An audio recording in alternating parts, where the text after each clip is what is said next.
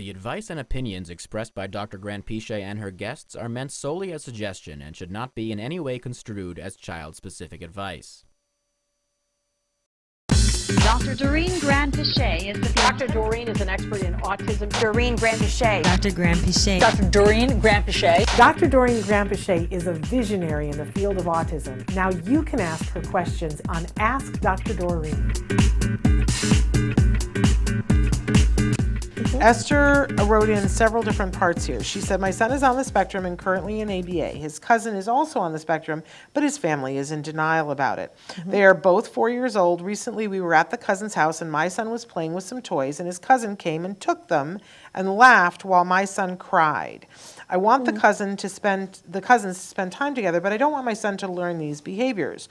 What are your thoughts and what do I tell my son? Thank you. Yeah, these are great opportunities, as I always say. We have to look at these situations. Wonderful that you have the cousins. I would start by talking to the parents and saying, hey, is it okay if we get our kids together so that we can actually start working on certain behaviors and helping my child understand various things. And this is what happens with all kids, right? Yes. And it's, I look at it as an opportunity to teach both sides, our kids how to handle those types of scenarios, and the other kids how to be nice and, share and turn taking. And there's all of these types of things occur only when we have the opportunity to bring them into our daily lives. So I see it as a wonderful opportunity as long as you're, the parents of your child's cousins are okay with it. I would bring them in more and actually be present and work on things like sharing, turn taking.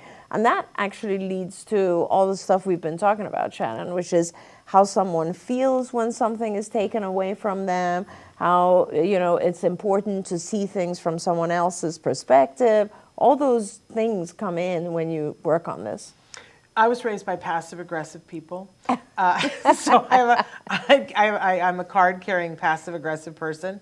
But so we taught our son, all in the interest of developing his language, right? Yeah. That when you're playing with another kid and they're doing something, you very loudly language it. That you go, "You're taking my toys, and that's hurting my feelings." Right. And that calls the attention of it. It's very passive-aggressive. But it calls the attention, and that you do this at school too. Why are you kicking me?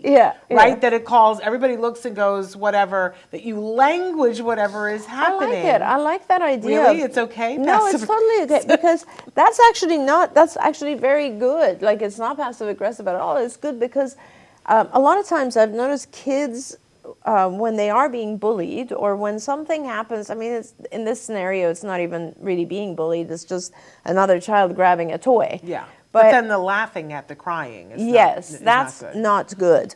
And so that's why I was saying, like, in a scenario like this, it would be important to have an adult present who can redirect and work on things right then and there. Like, bring your BT. Yeah, bring your BT if you have a BT. But the reason I like what you said is because there are scenarios where kids, when a child becomes a victim, they freeze and they become quiet. Yeah. And learning to say something very loud is a very protective thing. Yeah. And so there's a really good aspect to that. I like that. Don't forget, you can watch Ask Dr. Doreen live every Tuesday morning at 10 a.m. Pacific time. We hope to see you there.